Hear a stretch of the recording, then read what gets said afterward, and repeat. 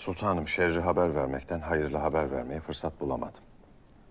Hindistanlı kardeşlerimizin yardım haberi gazetede yayınlandı. Ayrıca cümle İslam memleketlerinden yardım geliyor.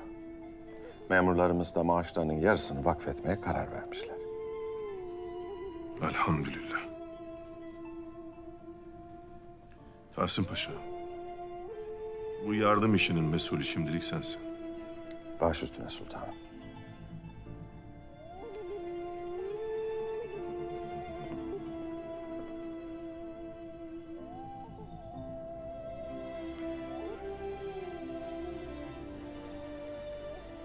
Söyle evladım, dinliyorum. Hünkârım bağışlayın. Suikastçı Hiram'ı serbest bıraktık. Halbuki kimsenin ismini bile vermedi.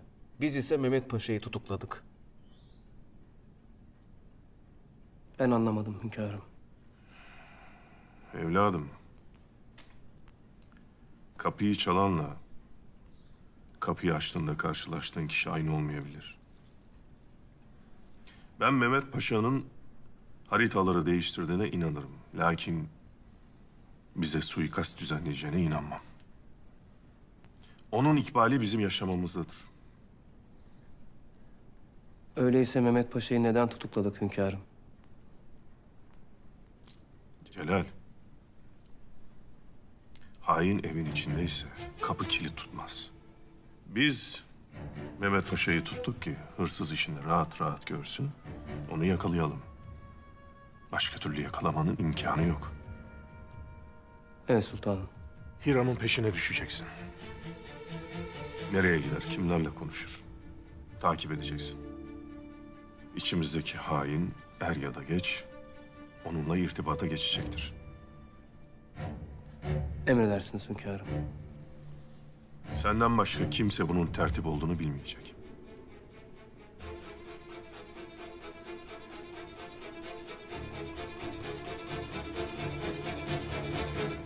Elin sertmiş. Çocukken kardeşlikle mermere çalışırdık. Yani Yeniçeriler gibi. Dua et. Merhametli bir şehzadeyim ben.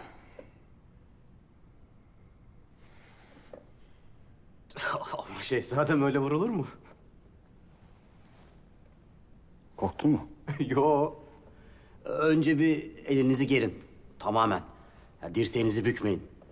Bütün gücü omzunuzdan alacaksınız. Bütün vücudunuzla. Parmaklarınız birleşmeyecek.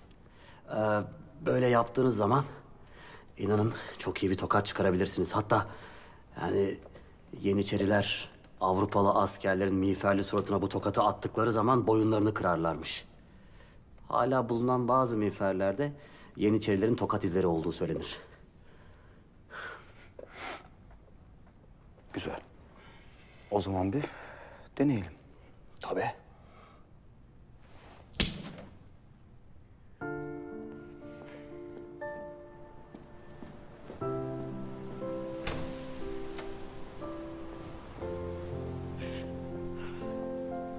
Sultanım. Sultanım nasıl olur? Yalnız bu rüzgar bizi hasta eder Bidar Hatun. Benim kardeşime, paşanıza böyle bir şey nasıl reva görürsünüz? Nasıl olabilir böyle bir şey? Ne olur bir hata olmuş deyin. Ne olur bir hata deyin. Sakin olunuz. Nasıl sakin olayım? Kardeşim o benim. Sakin olun Bidar Hatun. Ben desem ki kardeşiniz devlete ihanet etti. Bu da delili. İpe gidecek. İnanır mısınız? Sizin delil göstermenize gerek yok. Ben elbet sözünüze inanırım. O zaman esmeyiniz. Durulun ve bekleyin. Eğer kardeşiniz masumsa ben ona ceza veriyorsam zalim olurum. Ben zalim olmaktan korkarım. Kardeşiniz şu an sarayın makul bir odasında istirahattedir.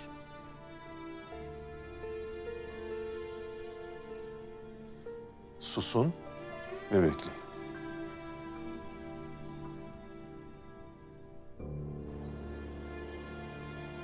Hakikaten Mehmet Paşa hain miymiş? Yani suikastçı öyle demiş.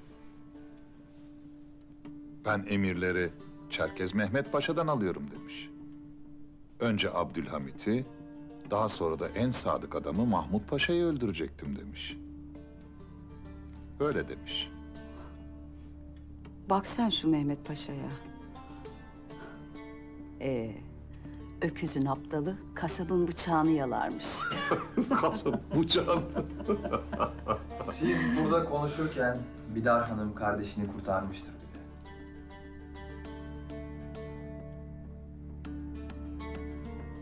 Canım kurtarmışsa kurtarmıştır. Hem nereden biliyoruz? Belki adam gerçekten suçsuz. Ne suçsuzu Mahmut? Suikastçı itiraf etmiş işte. Ben gidip şu Bidar'a bakayım.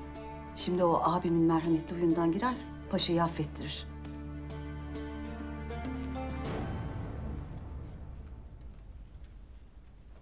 Aferin oğlum. Aferin oğlum. Yani fitne ateşini nerede ne zaman yakabileceğini bilmek hususi bir kafa ister. O kafada sende var. Aferin. Kime çekmiş? İşler de yolunda gidiyor. Aynen öyle. Bu Hiram, Mehmet Paşa'nın ismini vermeyi nasıl akıl etti? Canına saklı etmişse etmiş. İyi de etmiş. Bizi büyük beladan kurtardı. Şimdi Abdülhamit Mehmet Paşa ile uğraşsın dursun. Bana bak. Sen bu Hiram'la temasa geç. Yalnız dikkatli ol. Asla yaklaşma. Adım adım. Adım adım. Baş üstüne paşa.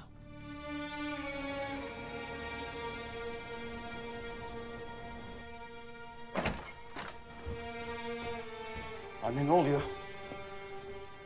Dayımı nasıl tutuklatır babam? Anne? Anne konuşsana! Bidar Hanım geldiğinden beri tek bir şey söyledi şehzadem. Sultanımız sus demiş. Sadece bunu söyledi. En konuşman gereken zamanda sus. Bu sarayda herkes çıldırmış. Üşütmüş herkes!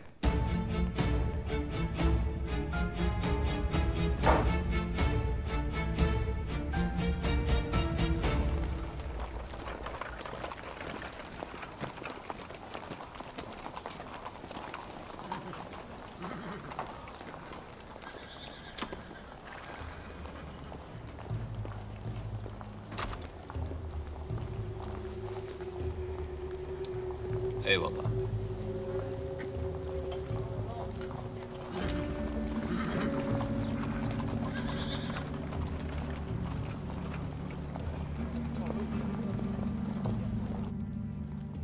Kıyafetleriniz odanızda efendim.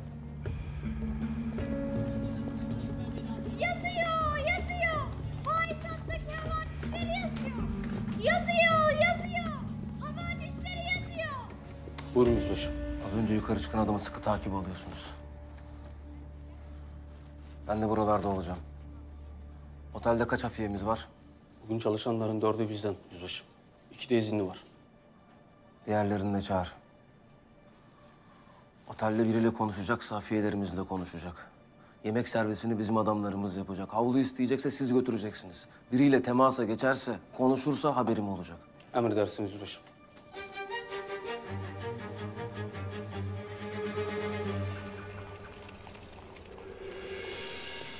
Yusuf nerede?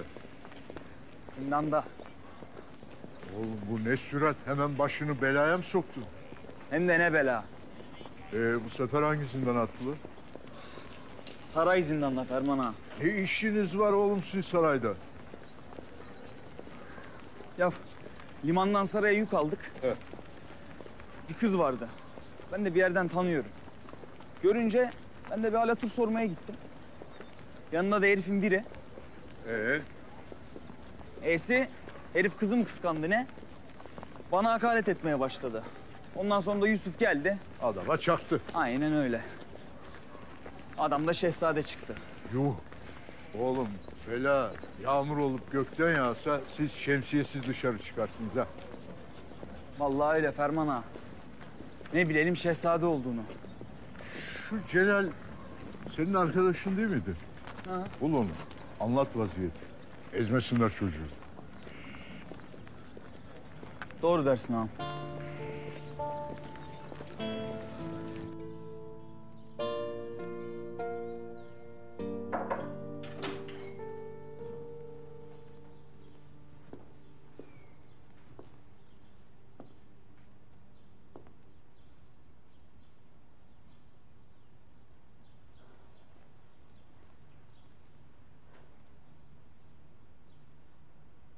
Yani kardeşinizin böyle bir şey yapması. Gerçekten sizi tenzih ederim ama hala aklım almıyor. Nasıl ihanet eder sultanımıza? Tabii bilinmez ama bir de masum kızın ölüm meselesi var. Bak ben ihtimal vermem. Ama sarayda konuşuyorlar. Yok neymiş? Mehmet Paşa suikastten önce haritaları değiştirmiş. Sonra da gitmiş kızı öldürmüş. Tabii sultanımız da haritaları fark edince paşa da ona suikast tertip etmiş. Ben de bir bağırdım tabii. Böyle şeyler ulu orta yerde konuşulmaz, edepsizler dedim.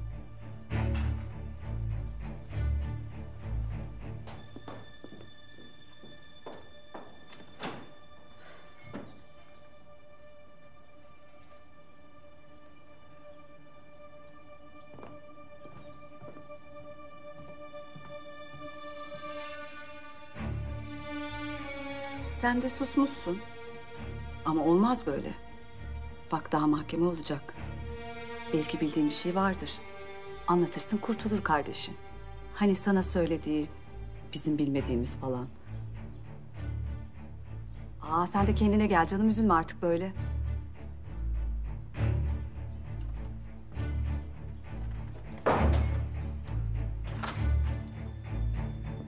Paşam, nasılsınız? Canınız sıkılmıyordur inşallah. Ağzınıza layık çok güzel yemekler yaptırdım. Afiyet olsun. Götür götür geri, yemek falan yemeyeceğim. Bizi sorgulayacak adamı beklerken bana seninle yemek gönderiyorlar. Defol!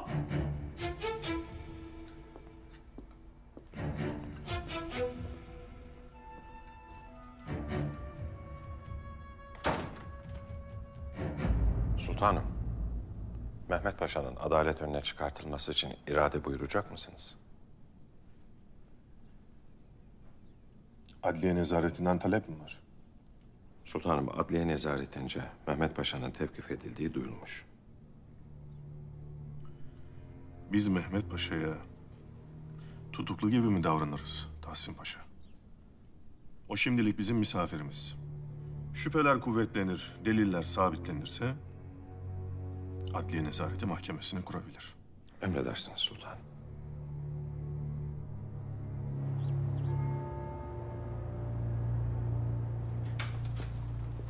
Annem nasıl? Zaten deliydi, iyice delirdi.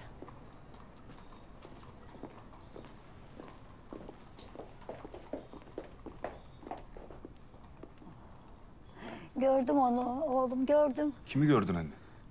Babanı gördüm. Pencereden bakıyordum. Şu ağacın dibindeydi.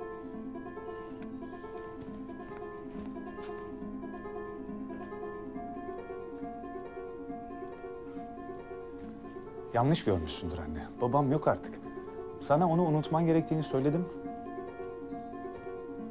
Sakinleştirici bir iğne yapsak iyi olur.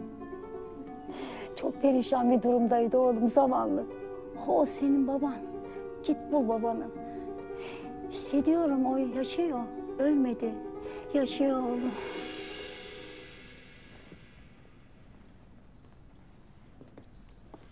Annen değil de ben hastalanmış olsaydım asker zoruyla bile zor getirirdik seni bu eve. Yakında tüm Yahudi kardeşlerimiz sofralarında benim için dua edecekler. Onlara bir devlet hediye ediyorum. Sen? Masal anlatmayı bırak. Julie.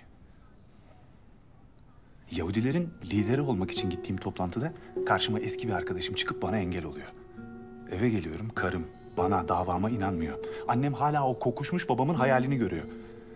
Tüm bunları düşündüğüm zaman kendime tek bir şey söylüyorum. Eğer inanırsan bütün masallar gerçek olur.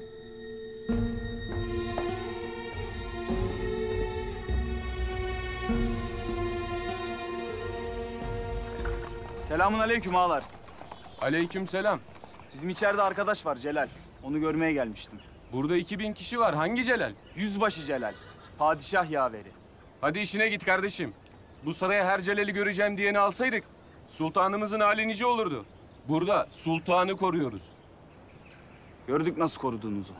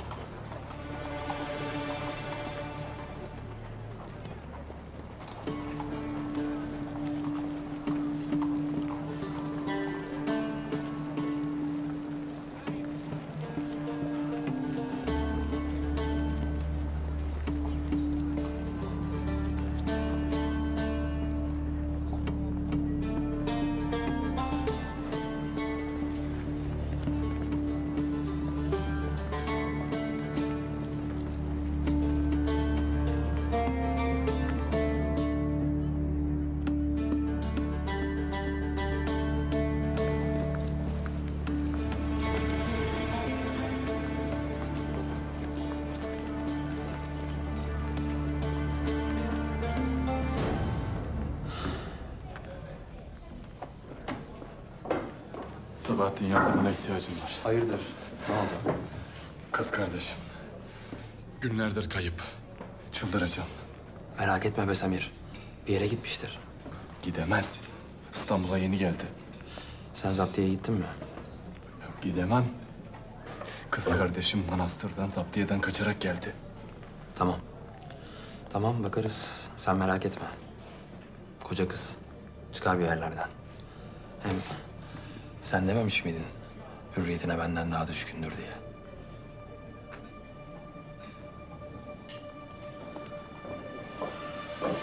Hayırlı işler. Eyvallah.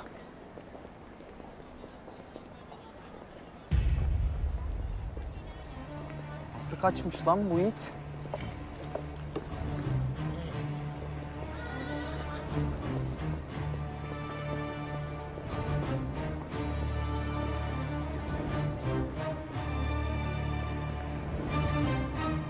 Ver, sakın, sakın. Ne oluyor Celal? Her şeyi berbat edecektin. Bu adam sultanın canına kasteden şerefsiz değil mi? Dışarıda ne arıyor? Her şey sultanın tertibi zaten. Sen işine bak. Çeneni sıkı tut yeter. Tamam. Öyle birden adamı görünce siz iyisini bilirsiniz. Ya asıl ben seni arıyordum. Sen beni buldun. Hayırdır? Bizim Yusuf ya. Ha. Şehzade'ye tokat attı da. Şimdi sarayda tutuklu. Çıkarmamız lazım. Hadi gidelim çıkartalım. Şehzade tokat mı attı dedin?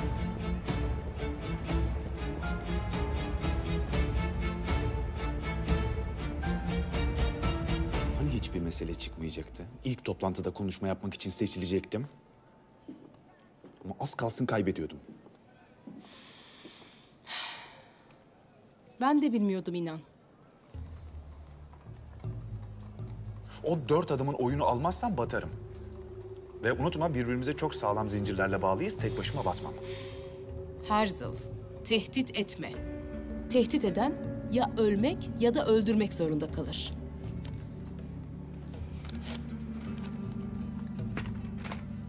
Bir daha da bizim gücümüzü küçümseme. Bu haberleri seçimleri kazanman için hahamlara göndermen yeter.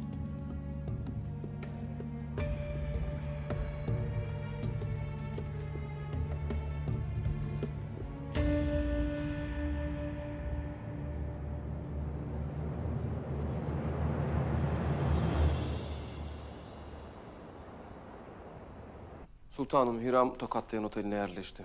Kimseyle temasa geçmiyor. Sadece bir kez dışarı çıktı. Onda da bir fotoğrafçının vitrinine baktı. Sonra otele geri döndü. Fotoğrafçıyı tetkik ettin mi? Ettim sultanım. Vitrinin arkası kapalıydı. İşaretleşebileceği kimse yok. Mutlaka biriyle irtibata geçecek. Bu saatten sonra İstanbul'da kalamayacağını bilir. Her hareketini takip et. İyi de garip garip hareketler yapıyordu sultanım. Öyle mi? Her yaptığını bilmek istiyorum. Senin kraliyet sarayında bir görüşte her şeyi ezber eden hafızana güveniyorum. Her şeyi hıfzet. Emredersiniz sultanım.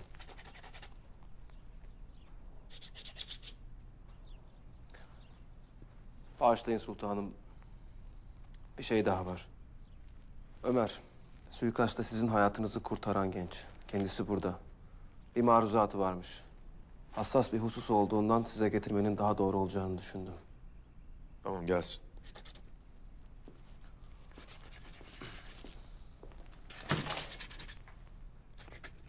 Gel evladım.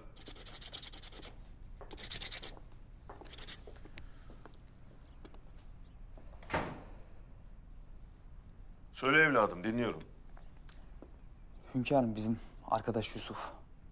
Çıkmadı mı ağzından? Sultanım, Allah razı olsun. Çıktı da. Başka bir yanlış anlaşılma oldu. Biz limanda arabacılığa başlamıştık. Saraya yük getirdik. Bahçeden geçerken küçük bir münakaşa oldu. Yusuf da... Sultanım, Yusuf, Şehzade Abdülkadir Efendi'ye tokat atmış. Sultanım, vallahi şehzadeniz olduğunu bilmiyorduk. Yusuf'u zindana attılar.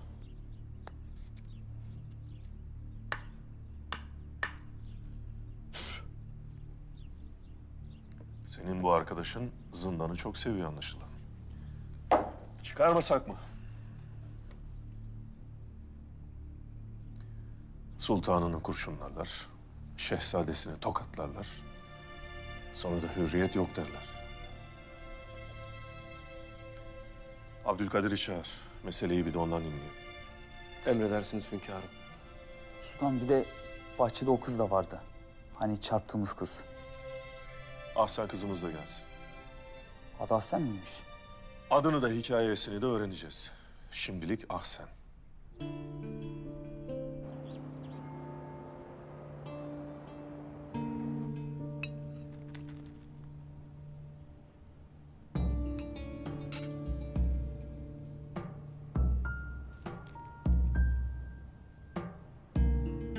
Tacizci haham. Hahamın kanlı elleri.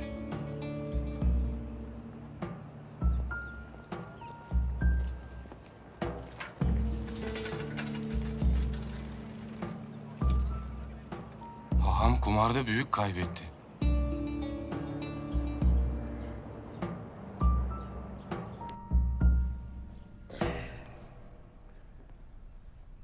Kızım, evladım. Olay sırasında oradaymışsın. Bu gençler Abdülkadir'in şehzade olduğunu biliyorlar mıydı?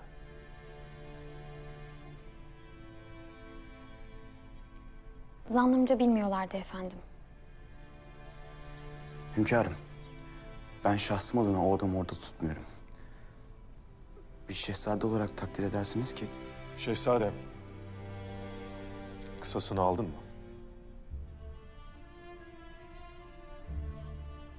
Eğer senin şehzade olduğunu bilip tokat atsaydı hükmün başka olurdu.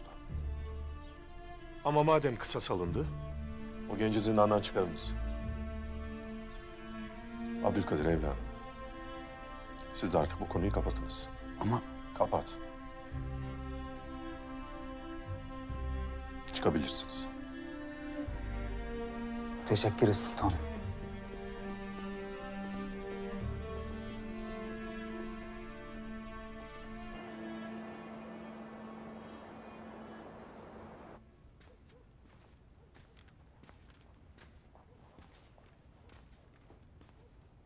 Şu rakamlara bak Sebahattin.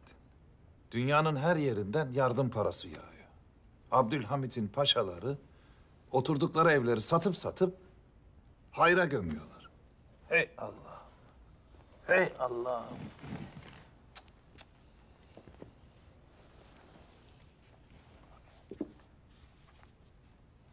Demiryolu için insan cebinden para verir. Sana ne? Bırak devlet yapsın kardeşim. Baba, annem de adadaki evi satıp parasını bağışladı bu arada. Ne? Yani bunca yıllık karım, ben bu kadına hiçbir şey öğretememişim. İktisat kardeşim, iktisat. İrem'den.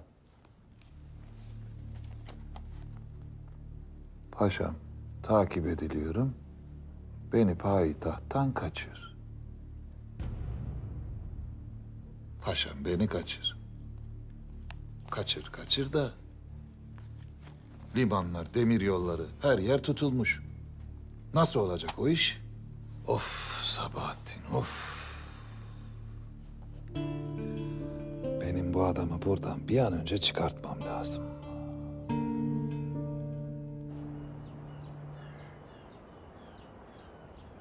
Destur!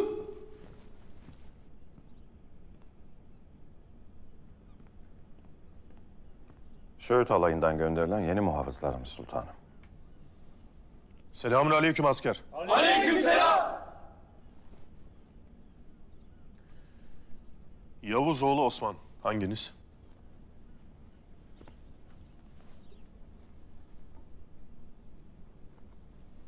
Başın sağ olsun evladım. Ağabeyin Hamza'yı Rabbim cennetinde ağırlasın. Amin hünkârım. Bir evin iki oğluymuşsunuz. Ağabeyin senin de vazifeni yaptı. Evine dönebilirsin evladım. Sağa dön. Hünkârım. Bağışlayın. Sultanım. Eğer askeriniz olmaya layık değilsem... beni hademe yapın. Ama beni köyüme göndermeyin. Anam gönderirken... sultanımıza hizmetten geri durursan... ahirette de benden geri dur dedi.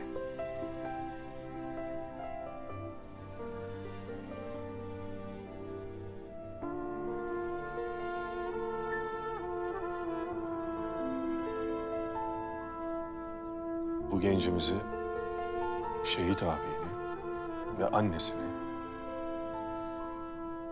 Rabbim ahirette de ayırmasın. Amin sultan.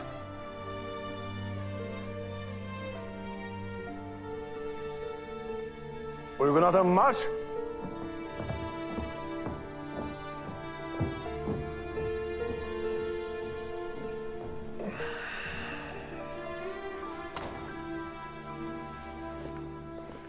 Hekim açık havanın iyi geleceğini söyledi. Bana eşlik ettiğiniz için teşekkür ederim. Buranın açık hava olduğunu mu düşünüyorsun?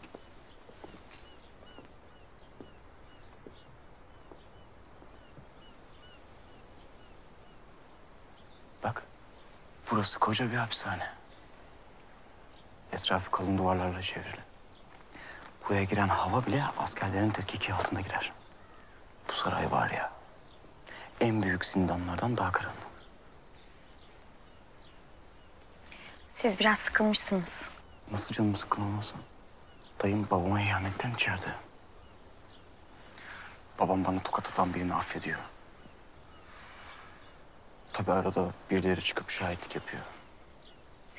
Ama o adam gerçekten sizin şehzade olduğunuzu bilmiyordu. Tamam, haklısınız. Biraz fevri davrandım. Ama o adam sizi tanıyormuş gibi gelince bir an gidecekmişsiniz hissiyatına kapıldım. O yüzden kaba davrandım.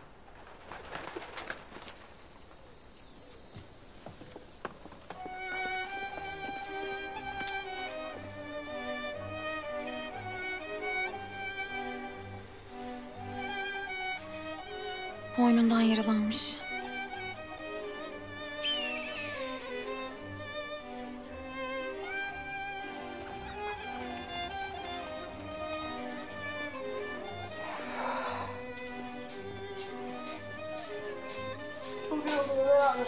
Hadi lan.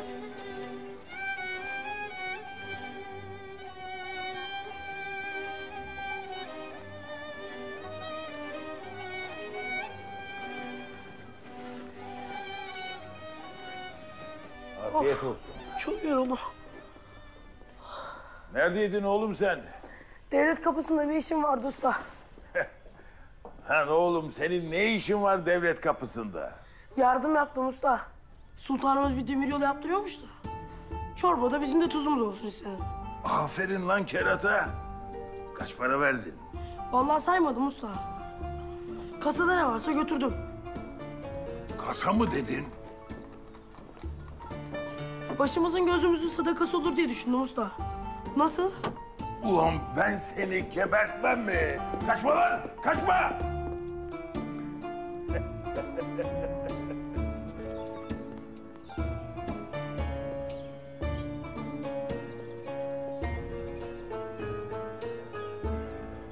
Hayırdır birader?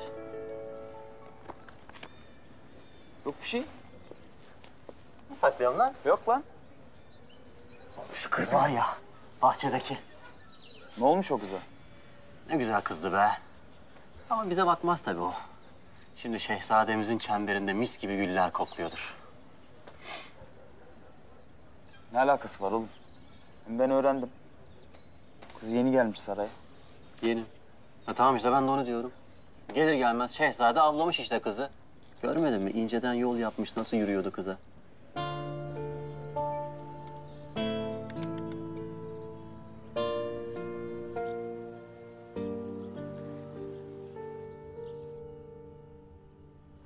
Ne olur yaşasın, ne olur ölmesin. Tamam sakin ol. Merak etme. Kuşu başı mahirdir. Kuşların dilinden iyi anlar. İyileşir mi? Gerdanından yaralanmış. İşi zor.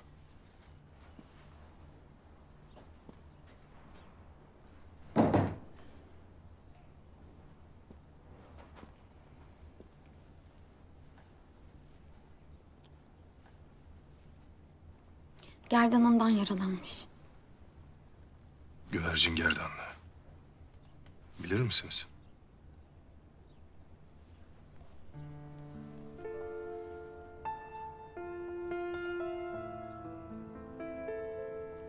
Nuh tufanından sonra Nuh Aleyhisselam'ın gemisi Cudi Dağı'nın tepesine oturmuş. Peygamber yeryüzünde suların çekilip çekilmediğini merak edermiş. Gemisinde bulunan bir kargayı görevlendirmiş. Kargayı yeryüzüne göndermiş. Lakin karga gitmek istemez. Gider gibi yapar. Peygamber kandırıldığını öğrendiğinde seni uğursuz bilsinler der. Sonra güvercini gönderir. Güvercin ilk gittiğinde ayakları ıslak gelir. Sonra çamurlu, sonra tozlu. Peygamber suların çekildiğini anlar. Sonra zeytin dalından bir halka yapar ve güvercinin boynuna takar.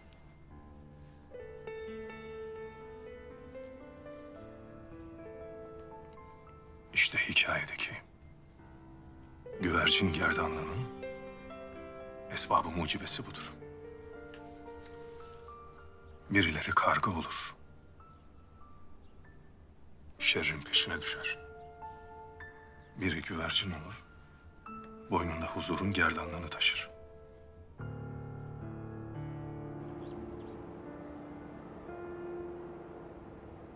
Bir önceki toplantımızda Bay Herzl ve Bay Karasu aday olmuşlar. İkisine de 4 oy çıkmıştı. Bugün aramızdan birini Siyonistlerin doğal lideri olarak seçip kongrede kardeşlerimizin huzuruna sunacağız. Umuyorum ki bu sefer bir karara varacağız. Evet, oylamaya geçebiliriz. İlk olarak Bay Herzl'ı yeniden takdirlerinize sunuyorum.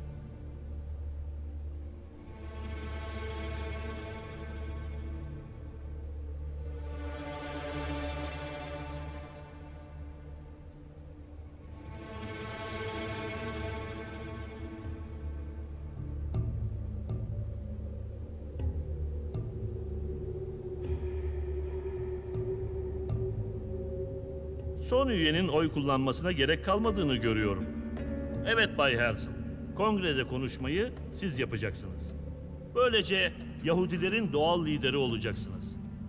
Bizim kurulun işi buraya kadar. Hepinize geldiğiniz için çok teşekkür ediyorum. Buyurun efendim.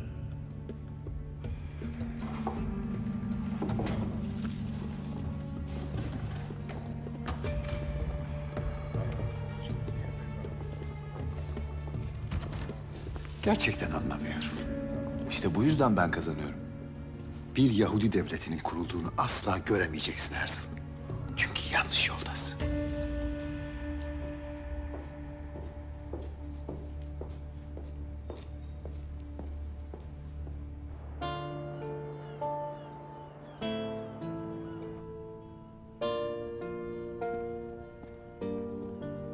Sultanım.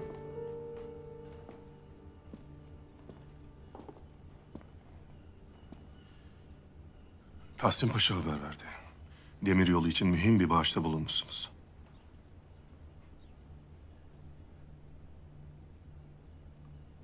Neden susuyorsunuz?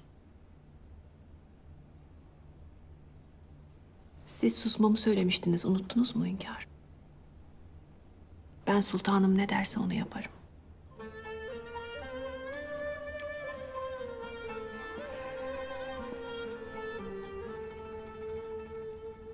Bidar Sultan.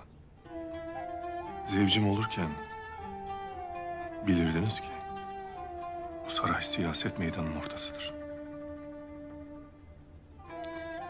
Bilirdim. Bu sarayda paşalarımla siyaset konuştuğum mabeyn de var. Bu sarayda benim evim olan, çocuklarıma okul olan haremimde.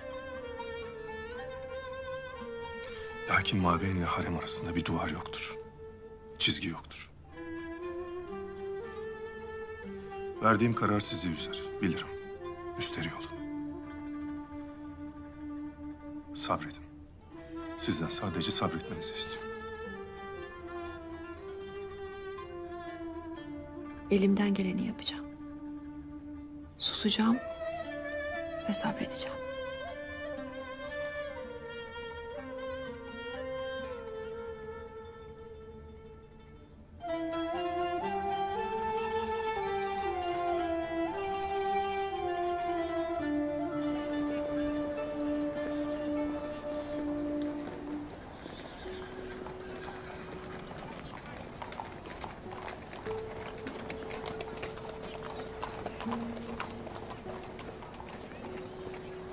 Ne yapıyorsun Hürrem Efendi? Ne yapıyorsun?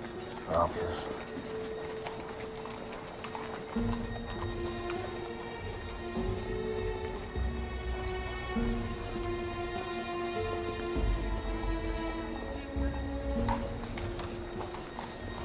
Şeytan diyor bin şu itin ensesini.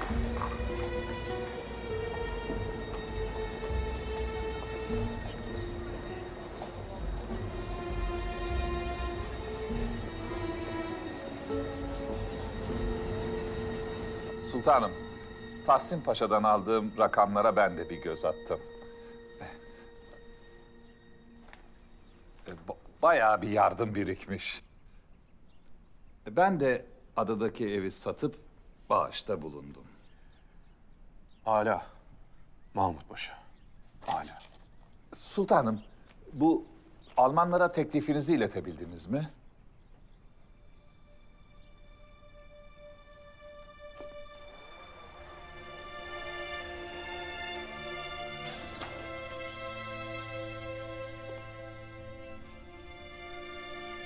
Nasıl olmuş?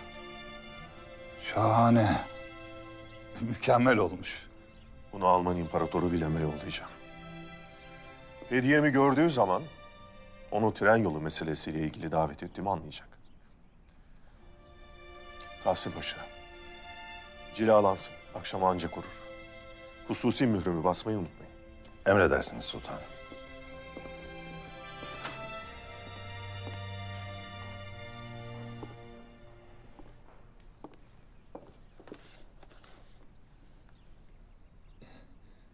Tahsin Paşa,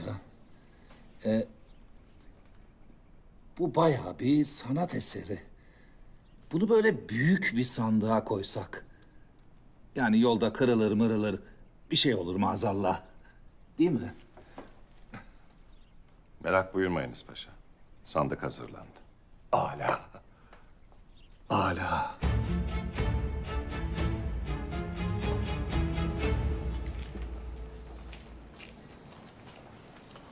Var mı adamda şüpheli bir vaka? Yok efendim.